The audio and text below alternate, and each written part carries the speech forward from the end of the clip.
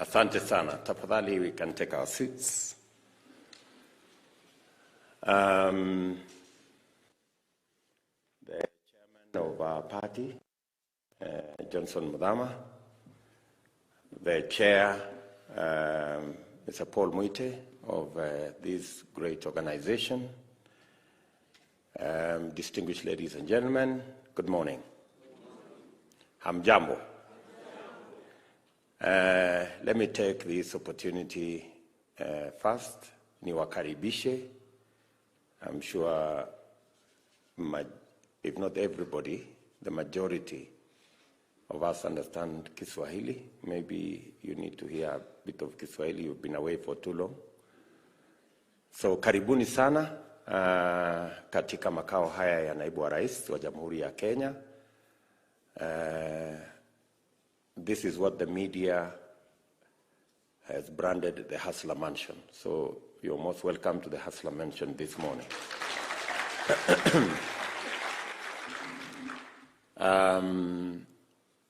Not just today, when you have opportunity at another moment, and when God grants us that opportunity, I want to say welcome today and welcome again when you find time.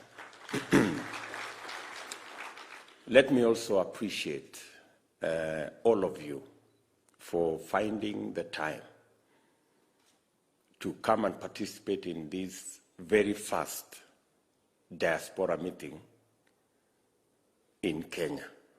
I know we have held Diaspora meetings as government, but we have never held a Diaspora meeting as a political party. I want to say thank you very much for being the pioneers of building a party with joint forces between those of us who live in Kenya and the many of you who live in the diaspora. I want to say to all of you, congratulations for this very big step.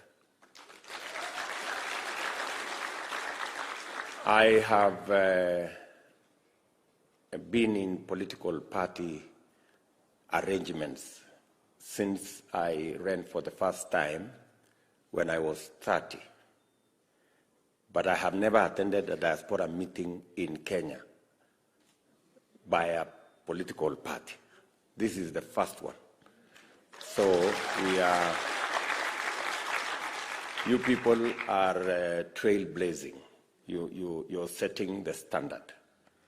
And I know many of you have made huge sacrifices to make your travel arrangements, to make it possible for you to attend this meeting in person.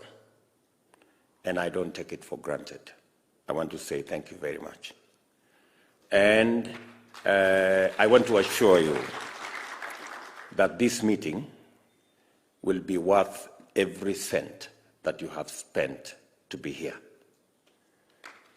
I also want to say it is the highest mark of patriotism if you decide to participate in the governance of your country.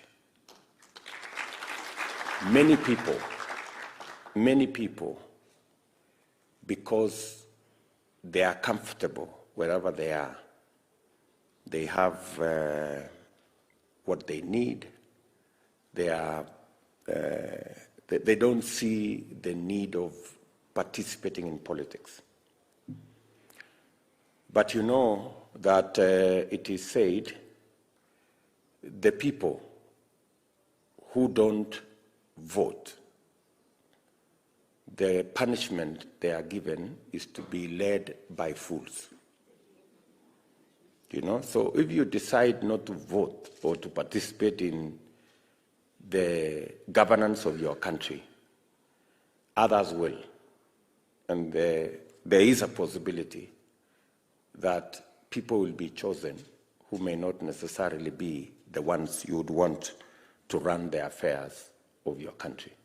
So the fact that you have stepped forward to participate and to influence and to be part of what will be the governance of your country going forward is a very high mark of patriotism. And I want to tell you, you have made the right step. If any one of you doubted whether by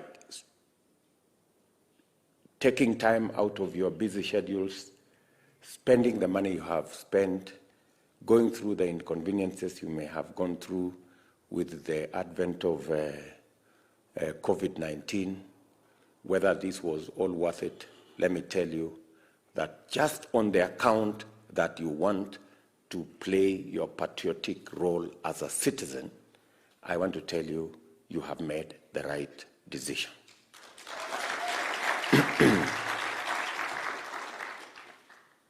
And having said that, I also want to appreciate that for the first time, we are building a political party, and there is tremendous contribution from Kenyans of all walks of life. And you people from the diaspora have become, if I may say, with a light touch, the icing on the cake. It has never happened that people in the diaspora have been so enthusiastic and they have gone out of their way. They have really literally forced us to know that there is a diaspora, they have ideas, they have contributions to make in all manner of ideas. And I want to say to you, we don't take it for granted, and we value the partnership that we have between UDA as a party and the role you play as our diaspora. For a very long time, the discussion around the diaspora has just been about money,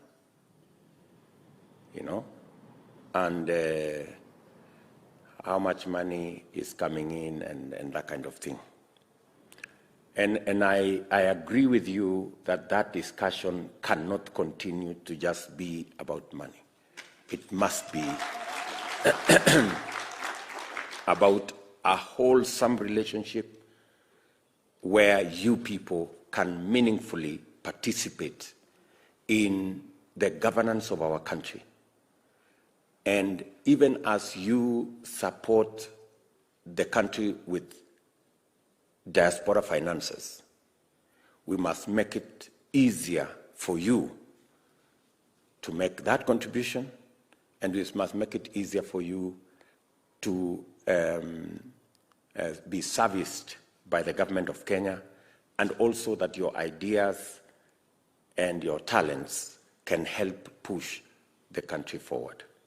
I want to tell you that going into the future, that discussion and the engagement with the diaspora is not necessarily going to be about money. Money is important, but it is going to be about more than money. We're going to look out for ideas that you have. We're going to look out for contributions in terms of the human resource that we are building outside there. And it's going to be about how we can tap into the talent that exists within the diaspora for us to grow our country locally and our country internationally. Let me also tell you that the journey of building this party, the UDA party, has been a journey that many Kenyans have participated. And it is out of the realization that having built the Jubilee Party as a national party, we managed to move things a lot more faster in the 8 years that Jubilee has governed this country. It became possible to harness the energy, the talent, the ideas of majority of Kenyans because of the national nature of the Jubilee Party until it stopped being one. So the genesis of us putting together the UDA party is when we ran into trouble with the Jubilee Party, because the leadership there decided that they changed the way of running things, and many of the party members were removed from leadership positions in Parliament, removed from leadership positions in committees, removed from participating meaningfully in any party affairs. It was not possible to have a meeting of the party, and the only meetings that happened in the party were meetings for expulsion of members. So it became absolutely clear that it was time to re-engineer a national political party. And it's because all of us realized the importance of a national political party.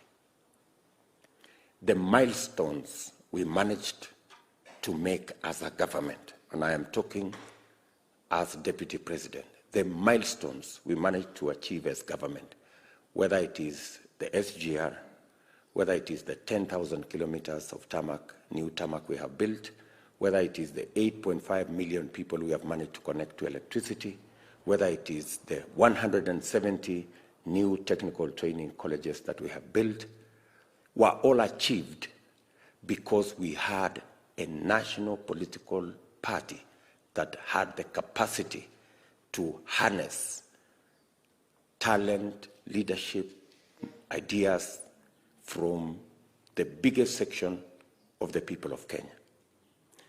And that being the case, and having practically been part of that journey, we then decided with many leaders that with the collapse, so to speak, of Jubilee, our party, we came up and put together the UDA party. I want to tell you today the efforts of many leaders in Kenya, and I specifically want to thank the members of Parliament that worked with us towards putting this party together. Today, the UDA party is the most popular political party in Kenya.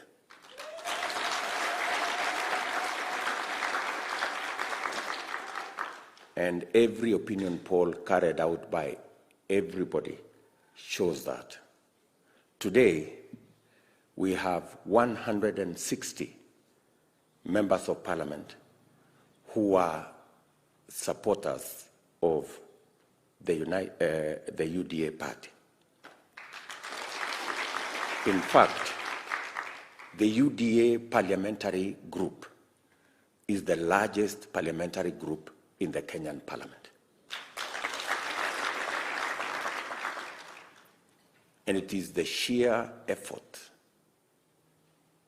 of many Kenyans that have put this UDA party together, including the people from Diaspora. So if you had any doubt whether the efforts you have put in creating the UDA party have borne any fruit, I want to confirm to you that you have participated in creating the most popular party in Kenya with the largest parliamentary group in our parliament.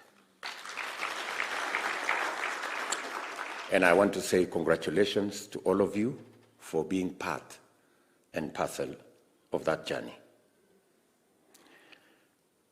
The second issue I want to discuss with you is the UDA party and the future. What is our position?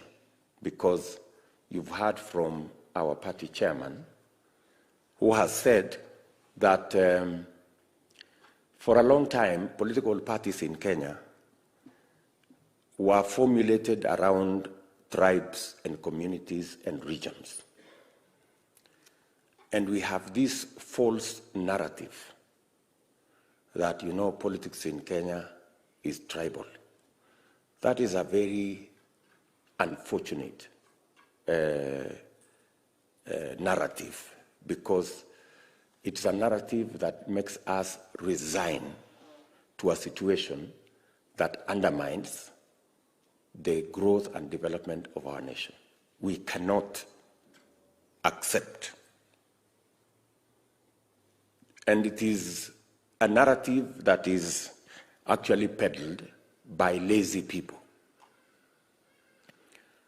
When a politician is unable to develop a proper framework, an ideology that they can use to persuade Kenyans to belong, then they resign to the easy option of a tribal party. And as we've heard from our chairman, except maybe 2 political parties in Kenya, except 2, all the other 60 or so political parties, you can actually conduct their NEC meeting or parliamentary group in mother tongue.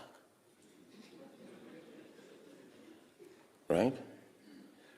So you actually have a very unfortunate scenario there.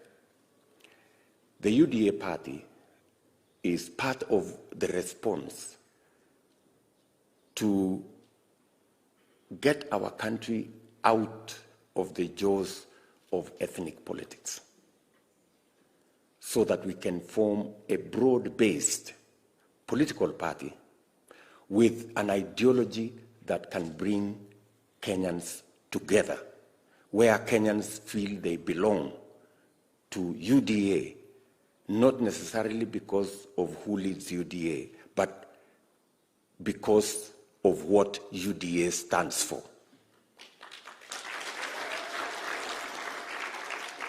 And this is our policy position as UDA. Number one, we believe as a party that the challenge that we must tackle as a priority,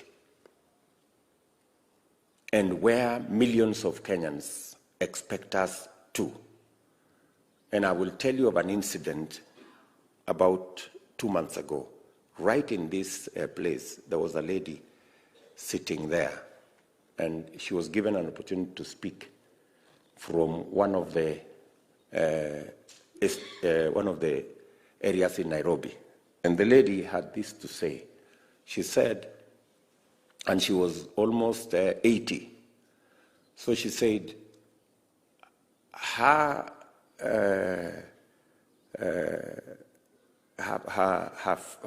grandfather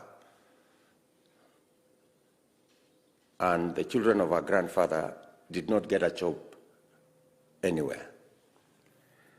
And so did her own father's children. She has not managed herself to get a job for any of her children. And even her grandchildren, nobody has got a job. So there has been 5 generations in her family, and not a single person has had the opportunity to have a job. That's how serious unemployment is in Kenya. As we talk today, we have 4 million young people out of school with certificates, degrees, diplomas, some of them with masters, and they do not have jobs. So the position of UDA is that the first priority, and we had created a framework under the Big Four, which we were unable to implement because of shenanigans around politics, that next year we must invest And we are clear where those resources are going to come from. We're going to invest at least 100 billion Kenya shillings in housing, agro-processing, value addition, and manufacturing to create millions of jobs for the young people of our nation.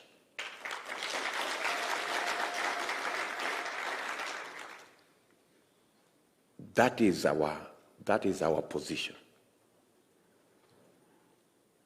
Our second item as a policy position. And when we talk about jobs, we are not just talking about creating jobs in Kenya. Creating jobs in the diaspora is part of our strategy. And I like what was mentioned here by the report that we had here, that we need to sign labor relationships, human resource relationship with different countries where we can export our labor once we have labor in excess. There are already relationships going on. There are discussions going on. In fact, we have started to see some of the labor export MOUs bearing fruit. And as has been said here, there are countries who have specialized on labor outside their country. So when we discuss about jobs, we are discussing about jobs in the entirety, in our economy, and our economy goes beyond our borders. The second issue is that we clearly want to create an environment. And it is our position that we have to create a business environment. We've been working on our ease of doing business indices, and we have driven it from 100, we were position number 136. The last time we had reached position 50 in our ease of doing business index that is sponsored by the World Bank. Access to credit is a big issue in our country. And as a result, we have said that going into the future, and because 80% of our business environment is controlled by SMEs, small, medium, and micro enterprises. Next year, we will have a fund funded by the government of Kenya. We will start with the first 50 billion Kenya shillings to be able to make it possible for ordinary business, the small business people, to be able to access credit. You may want to know that today, the small business people pay anywhere between 5 and 10% per day for money they borrow, which is between 2,000 and 3,000% per year. Do you understand what I'm saying? You will not believe it, but that's what it is. Small people, the micro business people, they pay 1,000 times in terms of credit than the big corporations pay, because they have no security, they have no credit rating, and so they cannot access credit in any other way.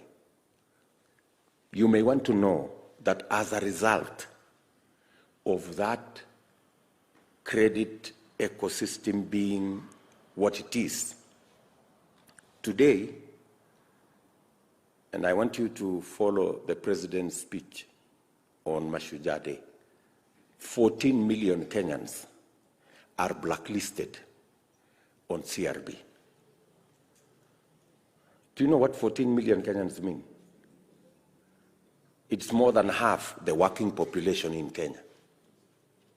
That's how serious that credit ecosystem is. So, for us to grow business, we have to do three things. Number one, we need to create an environment where many of our enterprises can do their business.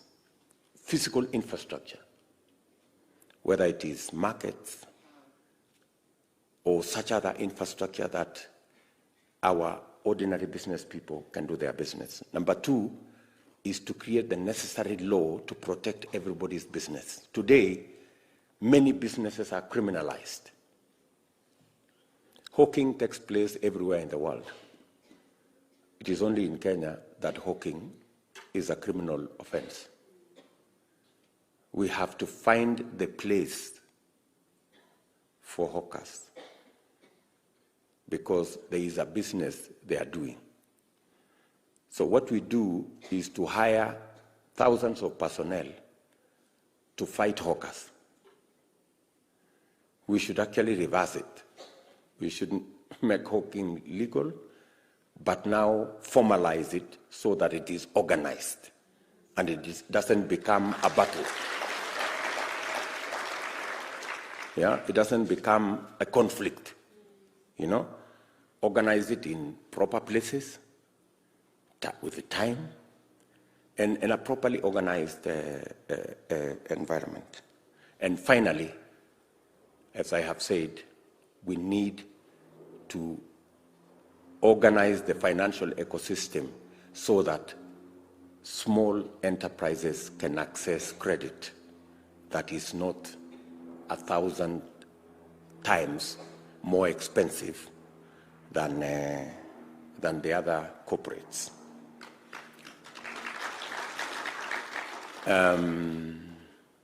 Number three, we are very clear on what we need to do going into the future. That we must reduce the cost of living. If you hear any Kenyan, they will tell you, in fact, the single big challenge we have, in any opinion poll, Kenyans will say the cost of living is very high.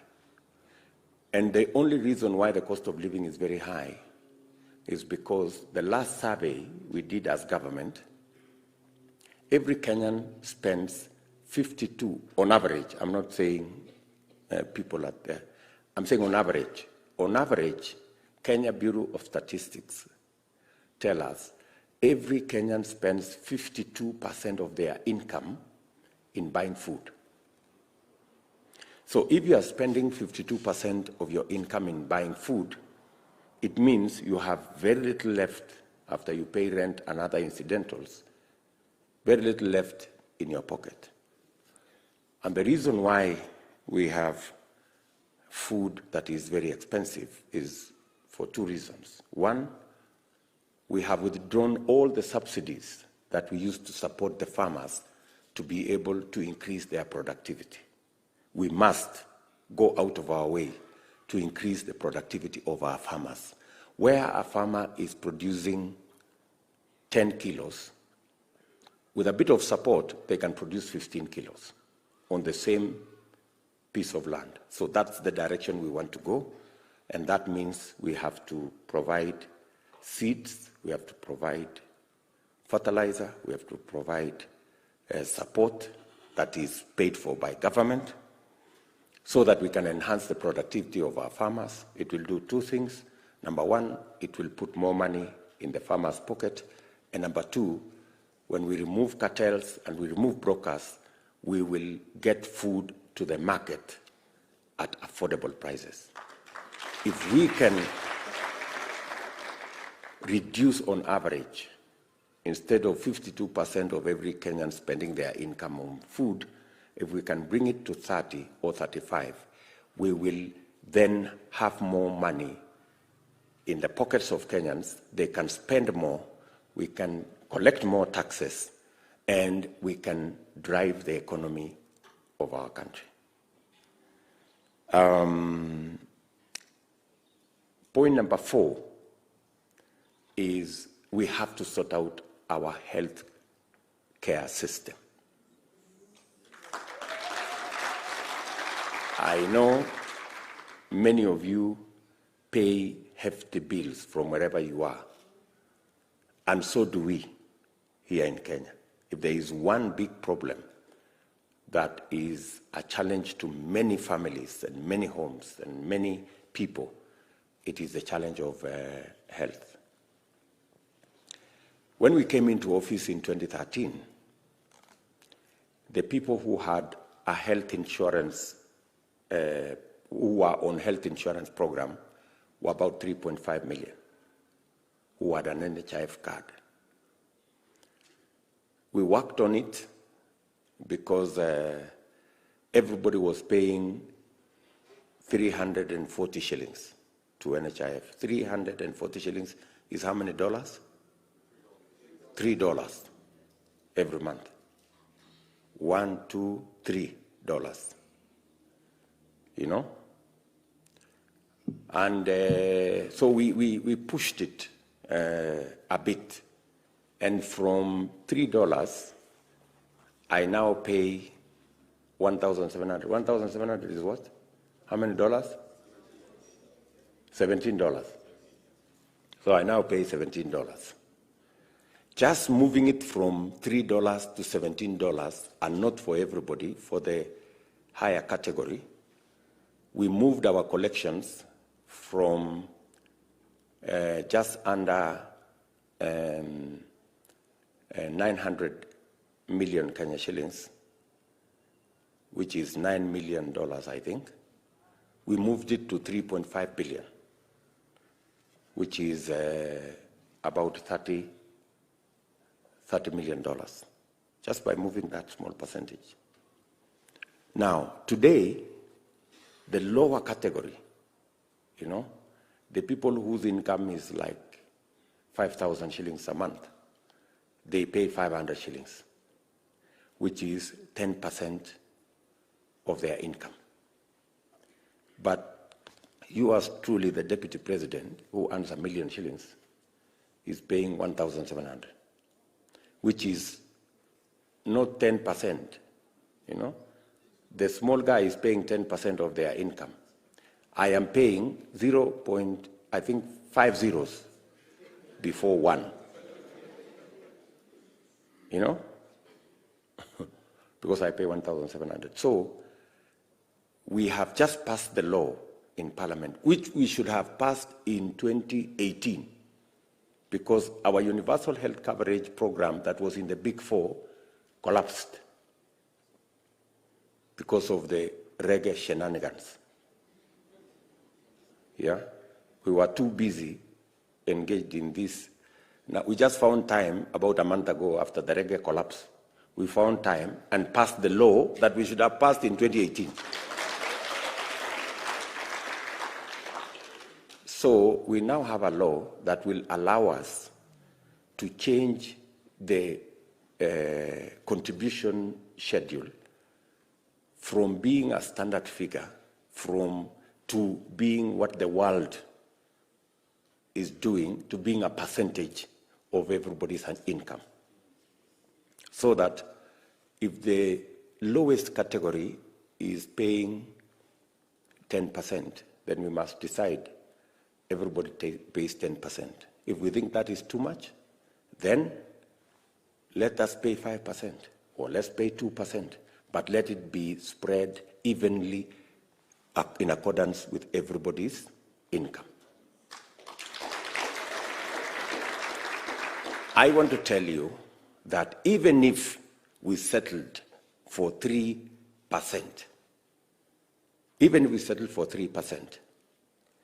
we will move our contribution from around maybe 60, 70 billion shillings every year. we will move it to between 200 and 250 billion shillings every year. And I tell you, we will have a working public insurance, hospital insurance scheme that will sort out all our challenges in matters health.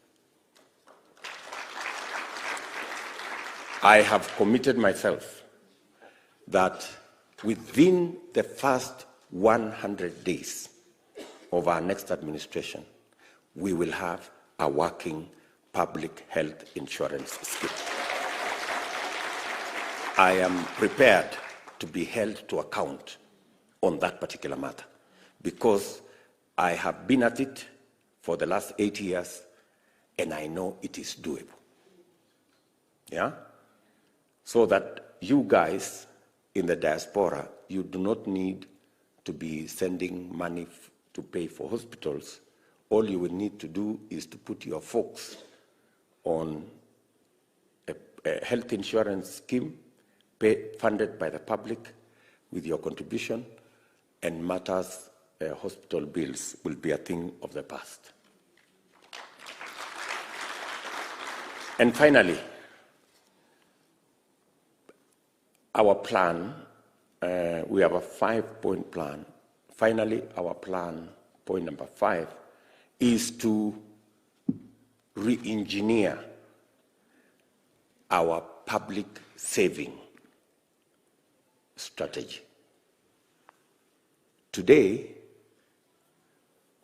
statistics, the numbers, we save as Kenya 7% of our GDP, right? China, by comparison, saves 55% of their GDP. 7% and 55%. Do you see the difference? And that's the reason why we are all over the place borrowing Chinese money, because they have learned to save.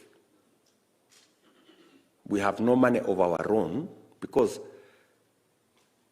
investment is a function of savings. If you have not saved, you cannot invest because you have nothing. So what are we doing?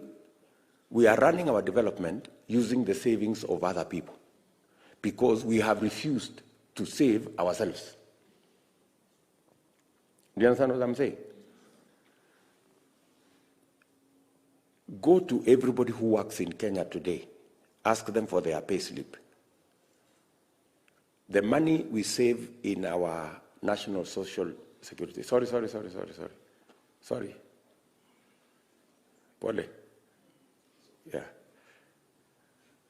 Our seats are a bit uncomfortable.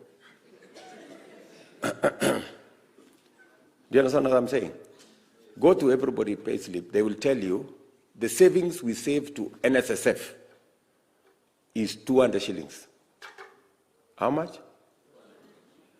200 shillings. $2. Everybody pays $2. Explain to me logically how $2 can amount to any saving anywhere in the world. Do you understand what I'm saying? Uganda across, the law dictates that you save 5% of your salary. And your employer contributes 5% to your saving. Uganda have built the largest social security fund in East and Central Africa. Yet we have the largest economy. Sometimes you wonder, maybe sitting where you are sitting, whether what I am telling you is true or because it doesn't look serious. But that's how it is. You know, that's how it is. And that's how simple it is for us to sort out our country. Do you understand what I'm saying? So, we already have worked on the law. We were supposed to have moved forward with it, but because we became busy trying to change the constitution, which we did not, we lost a lot of valuable time. Next year, God willing, we will have the law that will enable us do the honorable thing. In fact, Tanzania built the whole parliament using their own money. They borrowed from their NSSF. Instead of us borrowing money from China, we should begin the journey to save our own money and fund our development using money borrowed from our own sources and pay interest to our own Kenyans and be able to fund our development. Instead of paying interest to Chinese savers, because they did the right thing to fund their own savings. And by the way, take seriously what I am telling you, because that's what it is. So we should be able to turn around our fortunes. And I want to tell you one thing. I am very clear in my mind that within our lifetime, when we are all still there, this country will change in a way you cannot imagine. Before we go anywhere, we don't need more than 20, 25 years. Kenya will be something else. Are we together? This, our country, this one, it will be something else. Everything else you hear, these are just excuses. The most critical thing that we need in Kenya is just leadership. That's all. We have everything else in place. We just need the men and women to make the right decisions for us, and Kenya will change tremendously. And we have a record for it. When we embarked on the infrastructure you heard the president talk about in Parliament, many people thought it was impossible to do 10,000 kilometers of tarmac in 10 years, because we have done 11,000 in 50 years. But we achieved it, right? Many people thought it was not possible for us to connect 8 million people to electricity because 2 million people were collected in 50 years. But we've done it, right? So what I am telling you is doable. We just need to get the right fellows to get it done. And that is why we have assembled UDA to help us achieve this plan and transform our nation. Our problem, good people, our problem is not ethnicity. Are we together? Let us not struggle too much as we are trying to solve ethnicity. Our problem is this. We just need the correct leadership. Hii ukabila ita-evaporate. Once everybody can get what they want, why do you want to know who belongs to what tribe? But when people have failed, they start to explain, we have failed here because that community has gotten more than us. You go and check with that community, they have nothing. We are all in the same pot. Hii ni ukora tu ya hapa katikati so that people can continue to be relevant. Are we together? So that is what I wanted to explain to you. Let me then just conclude by responding to some of the issues you have raised. Yes, we will have a diaspora ministry.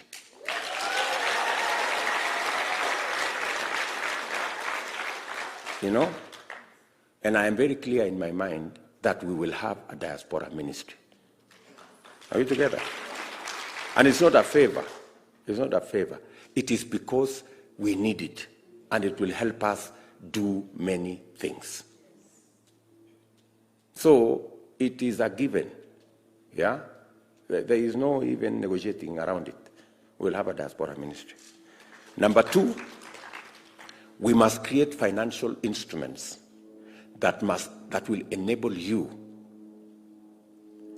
to be able to invest in your country without necessarily being conned left, right, and center. Yeah?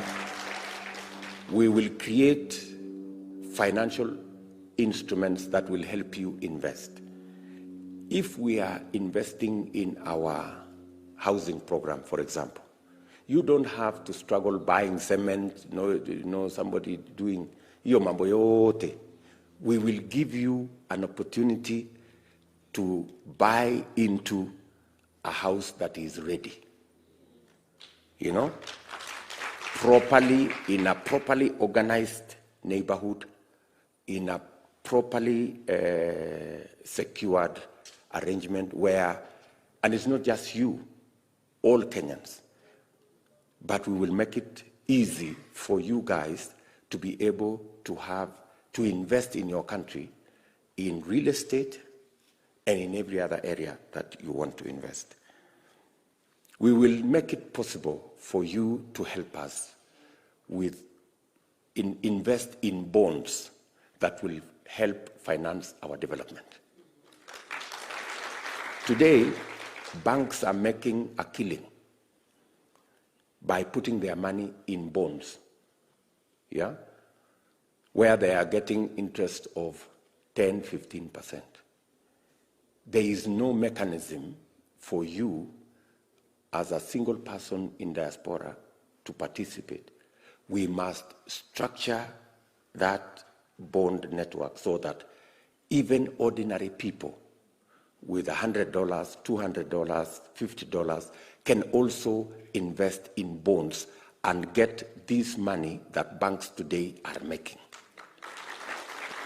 If you look at the balance sheet of any bank in Kenya, 50% of their profit is because of government bonds. That 50% of money they make should not just be made by banks.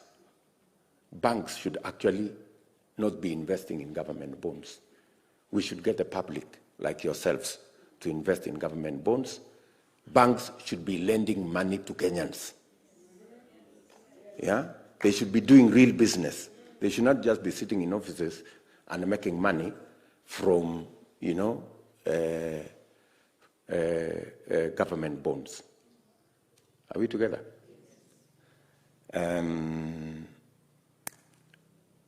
We must, hopefully with a diaspora ministry, the kind of challenges you go through trying to get this paper, that paper, an ID, to renew your passport, to renew this, to get a visa here.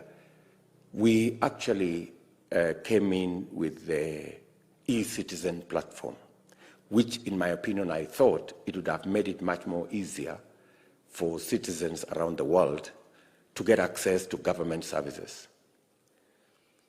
I know we've made quite a stride, but there are still challenges, around e-citizen. That is something we should correct. In a world of technology, surely, somebody must not necessarily be traveling 8 hours to go and collect a document, surely.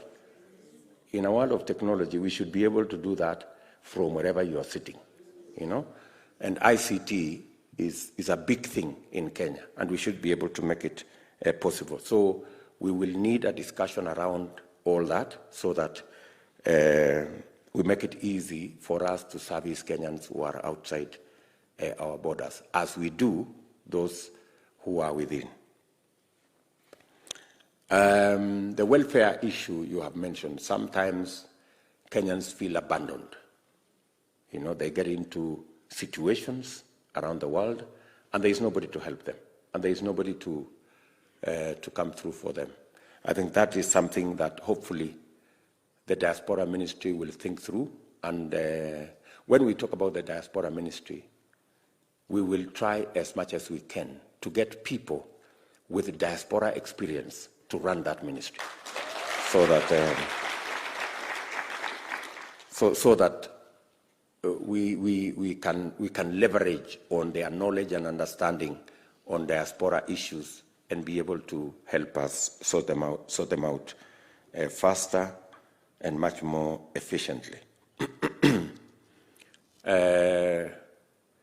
Kenya is very poorly represented internationally, especially in international organizations.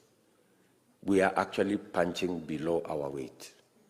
You will find that in the UN agencies, in international organizations, I think the number of Kenyans working in those international organizations are the fewest for any country.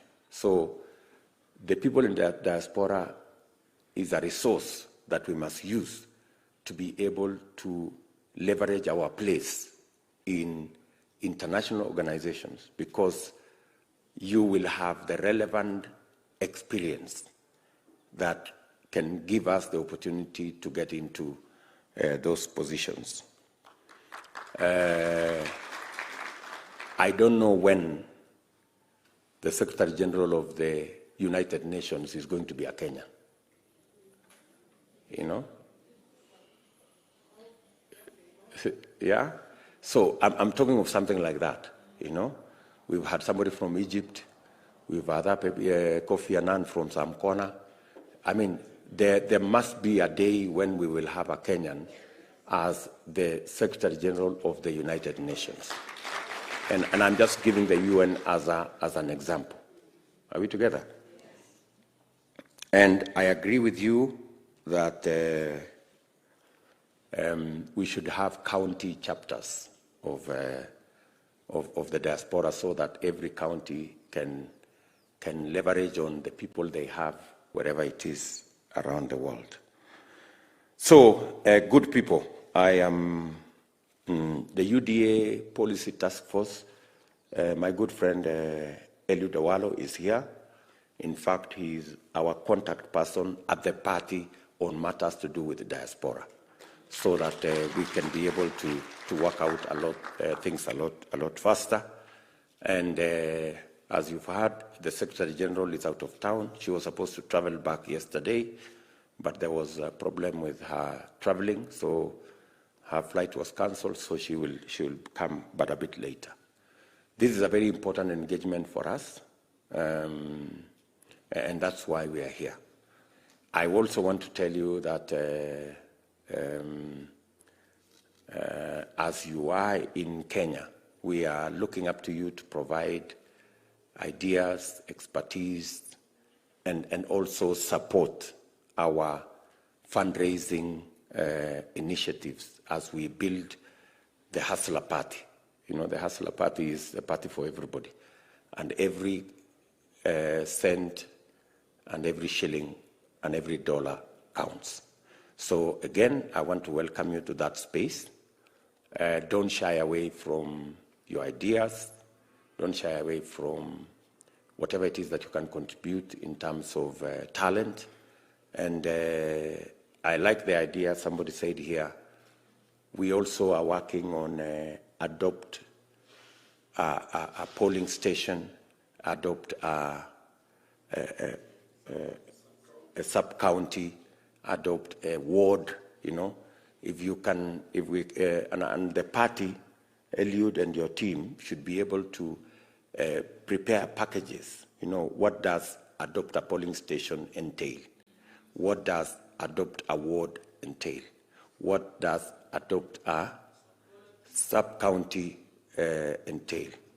How do we create a pool of volunteers? We have so many volunteers already in Kenya, fashioned differently. We have all manner of, we have many groups that have volunteered, formed themselves into Hustler this, Hustler the other, UDA this, and that kind of thing. So that big body of people are the people we want to harness as volunteers to make our push for the party. So I know I have taken a bit of time, but I just thought I need to share these ideas with you so that we are all of the same mind.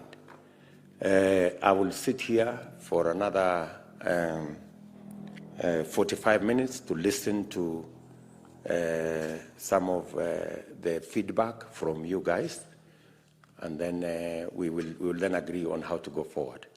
Sawa sawa. Asanteni sana na karibuni. Thank you.